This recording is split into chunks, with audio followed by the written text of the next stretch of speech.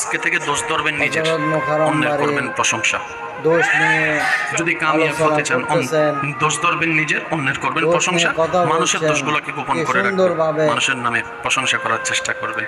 আপনি অন্যের ইজ্জতের বুঝিয়ে হেফাজত করবেন, দিচ্ছেন। ওনার আল্লাহ আপনার ইজ্জতের হেফাজত করবে। সুবহানাল্লাহ। আপনি অন্যের মুখে হাসি ফোটান, ওনার আল্লাহ আপনার জীবনে অন্যের হাসি মুখে ফোটাবে হাসি ফোটানোর কথা ফোটাবে বলছেন। ফোটাবে।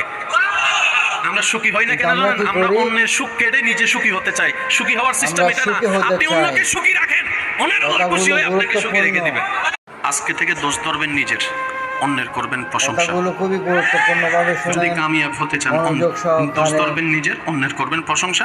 মানুষের দোষগুলোকে গোপন করে এখন রাখবেন, আমরা সবার মানুষের নামে প্রশংসা করব। প্রশংসা করার চেষ্টা করবেন।